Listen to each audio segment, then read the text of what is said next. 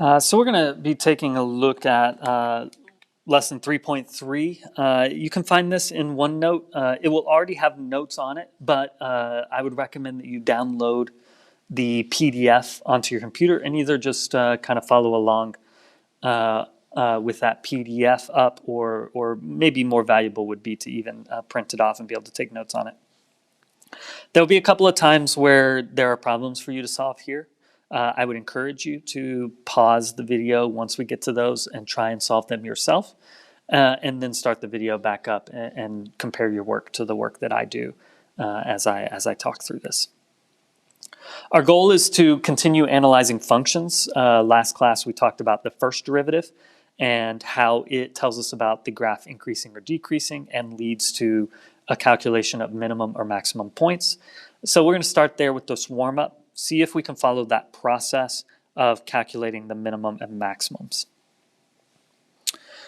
As a reminder of the steps of that process, we first want to find the critical numbers. And so if you want to pause and do that now, I would encourage you to do so. But that means we're going to find the first derivative. In this case, negative x squared minus 3x plus 4, just using the power rule. And we're going to set that equal to 0. I like to move everything to the other side so that they're positive in this context since I had a negative x squared, making it easier to factor into x plus 4, x minus 1, or x is equal to negative 4 and 1.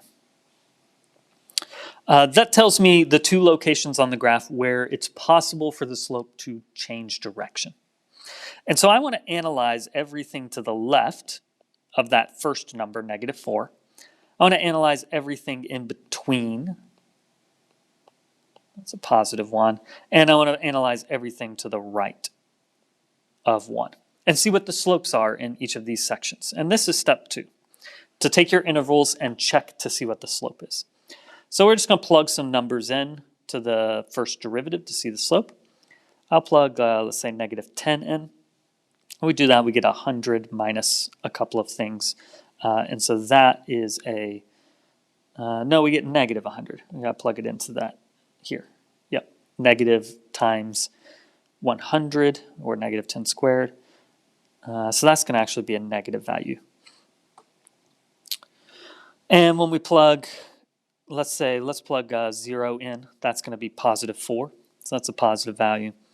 And then when we plug something bigger than 1 in, let's plug 10 in. Negative 100 minus 30, that's going to be a negative number. And again, these tell us what the slopes are.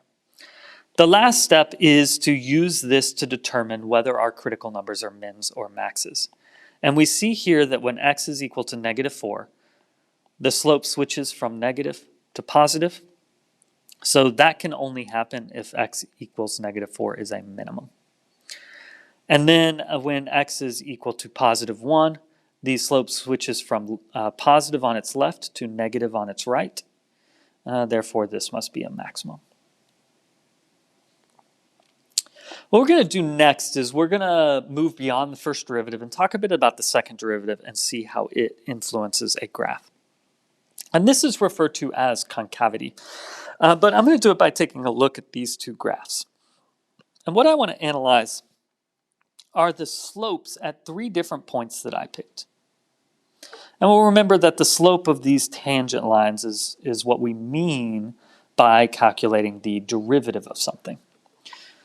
And what we notice from these, we're just going to try and estimate these slopes. So this first one is negative. So I could say that dy over dx is approximately, negative 1. If you want to pause and do these estimates yourself, you can do that as well. This next one I know is positive, but it's not very steep. It looks like it's something like maybe 1/2 or 1/4. And the next one is much steeper than that. It looks a little steeper than 1 to me, but maybe a slope of 1, or I'll just say 3/2. Being precise is not as important. What is important is that we notice that when we look at this graph, as we read it from left to right, the slopes are getting bigger. So we could make the following statement. As x increases, meaning as we go from left to right, dy over dx which remember just means slope, is also increasing.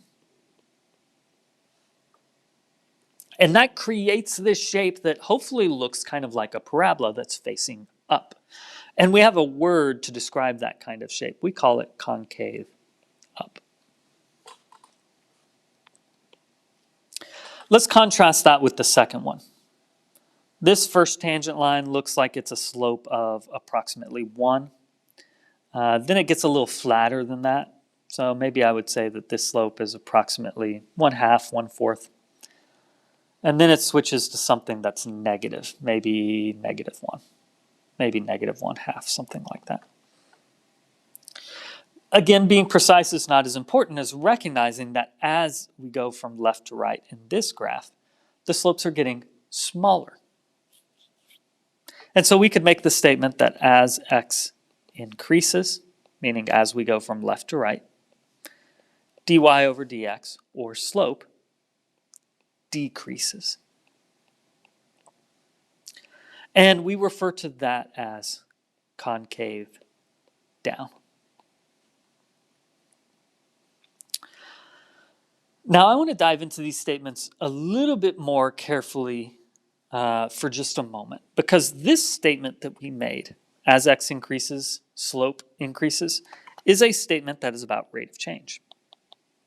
It is the rate that slope is changing as x changes. And we use the symbols of calculus to represent rates of change.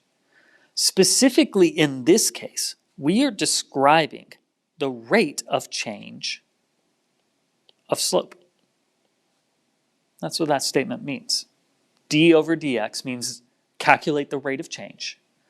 And the thing in parentheses stands for slope. So this is the rate of change of slope.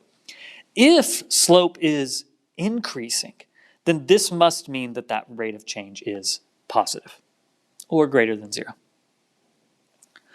We've seen this symbol before, and when we saw it in the past, we put these two symbols together and we wrote it like this: d2y over dx2, and that's going to be greater than 0. And this symbol means the second derivative. So what we've just learned is there's a connection between the second derivative and the shape concave up.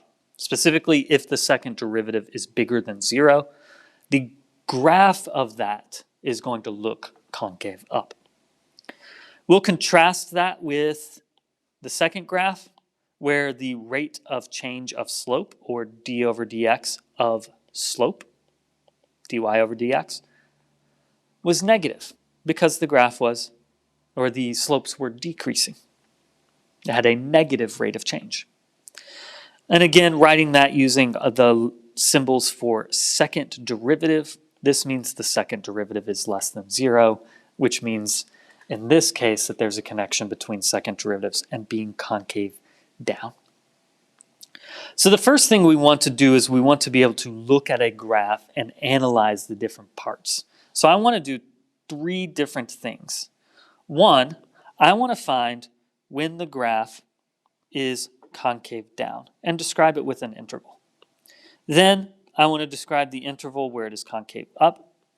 And finally, I want to figure out at what point does it switch between the two. And we won't know precisely, but we're just estimating here. But if you want to pause and try and estimate based on the visual of the graph, do that, pause, and come and write your intervals.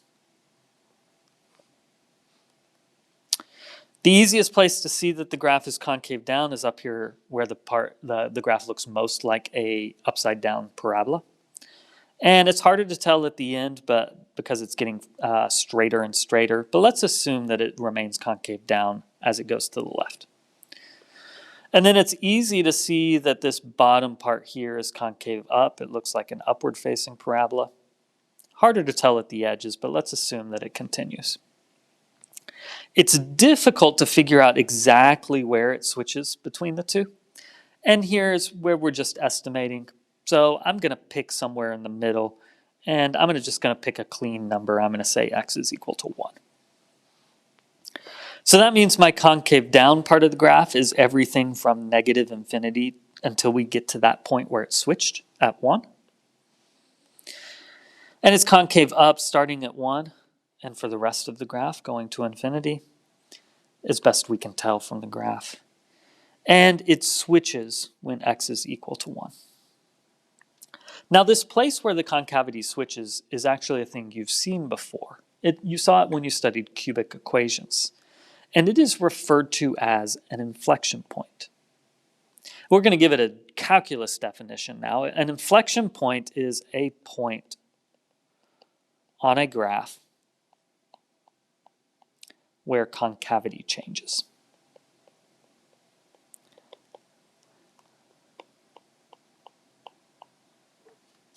And because concavity is changing at that point, it is switching from positive concavity to negative concavity.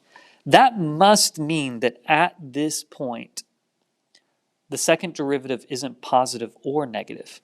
It's 0.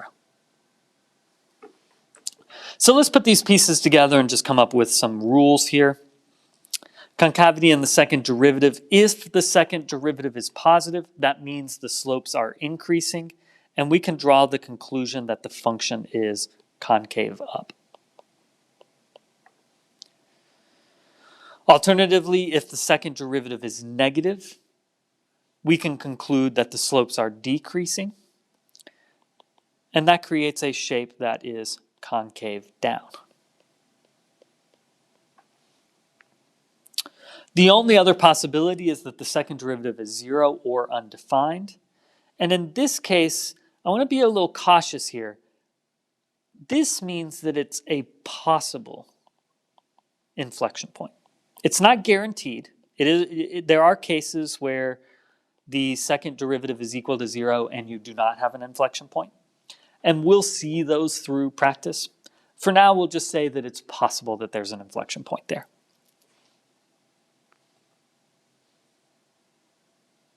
Let's try to apply this. So what we're going to do is we're going to return to the function we started with, and we're going to try and use the second derivative to calculate the intervals where the graph is concave up or concave down. And this is identical to the warm-up, except that we're going to use the second derivative. So step A is going to be setting the second derivative equal to 0 to figure out when concavity potentially changes. And then step B is going to be to use intervals to test the concavity. So if you want to pause and try this on your own, that would be a good idea. And you can start it back up when you want to see the solution. If I remember that my first derivative, or I could calculate it again, it was negative x squared minus 3x plus 4. That means our second derivative is negative 2x minus 3. And setting it equal to 0 tells us that x is equal to negative 3/2. That's the place on the graph where concavity might switch. That gives me my intervals as well. I want to test everything to the left of negative 3/2. And then I also want to test everything to the right of negative 3/2. And remember, we're testing concavity here. We want to check the second derivative. So let's plug, let's say, negative 10 into the second derivative. Okay, so that's here. We're going to get 20 minus 3, or 17.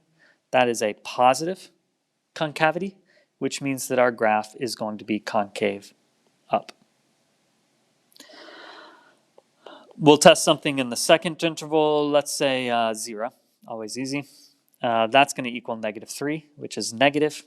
So now we know our graph is concave down.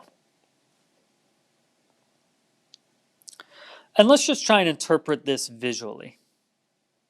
We had this value, x is equal to negative 3/2. And we know that the concavity is 0 here, but that's really all we know. So we've got this point here. But we've learned that to the left of this point, the graph is concave up. So maybe it looks something like that. And we know to the right of this point, the graph is concave down. So maybe it looks something like that. And we don't know exactly that this is what the graph looks like, but this is a possibility for what could be happening at that point and what the graph looks like to the left and to the right. The second thing I want to do, and this is what we're going to try and wrap up with what conclusion we can draw about extrema, is I want to look and see at what the concavity is at the extrema. And we'll remind ourselves that our extrema, our mins and max values, we calculated in the warm-up there were x equals -4 and x equals 1. So if I want to know the concavity at those locations, I need to know the second derivative. And we'll just plug our numbers in to the second derivative. So we want to know the second derivative when x is -4 and when x is 1. At this point, I would recommend calculate these numbers, look to see whether they're positive or negative, and then look over at the graph and see if you can identify where these locations must be.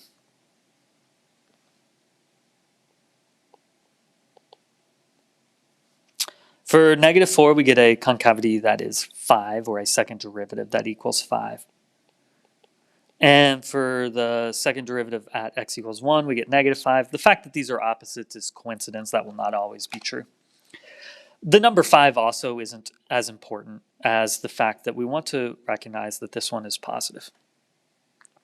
And if this one is positive, that means that the graph here is concave up. And the other thing we already knew about x equals -4 is that the slope is 0, because that's how we calculated the number -4 in the warm-up, by setting the derivative equal to 0. And if we look over here at our graph, there's only one place where the slope is 0 and the graph is concave up. That's right here. And so we have learned that x equals -4. The only way for these two things to be true, concave up and slope of 0, is if it is a minimum. And in fact it is, and that is in agreement with what we learned from the warm-up. Alternatively, we've got a negative concavity, meaning concave down for x equals 1, and we already knew the slope was 0. The only place where the slope is 0 with a negative concavity is up here at the max. And this gives us another way to figure out if something is a minimum or a maximum, is to know what its second derivative is. And this is referred to in calculus as the second derivative test. It is a way to take critical numbers and determine whether they are minimums or maximums. So what we're doing is we are assuming we have some number c, and that the slope at c is 0. And so then, if we know that the graph has a second derivative that is greater than 0, that tells us that it must be concave up. And the only way to be concave up and have a slope of 0 is to be at a minimum, and therefore we can conclude that f of c is a minimum.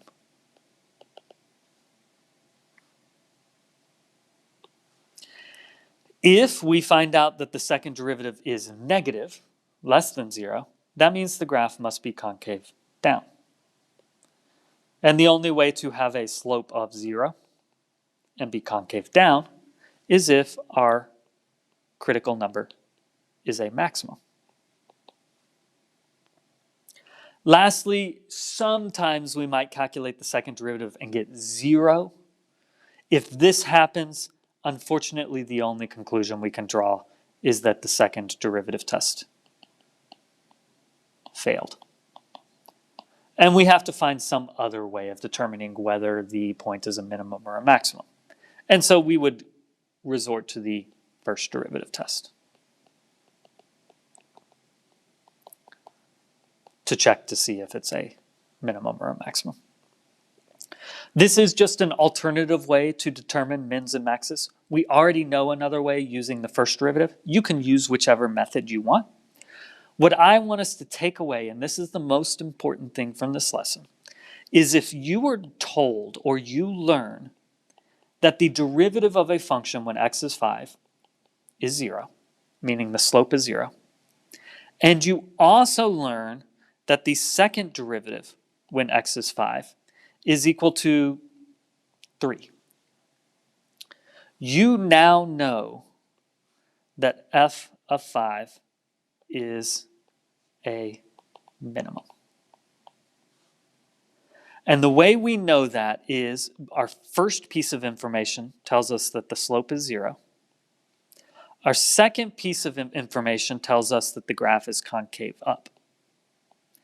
And the only way for both of those things to be true is if we are at the min.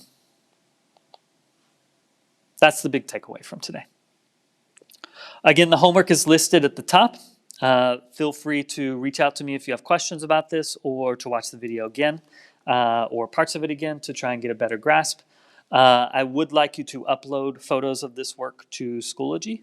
Again, your homework does not have to be 100% accurate. You're just showing the work that you've done to try and grasp a new concept. And it's valuable to share that work. But feel free to reach out with questions if you have them.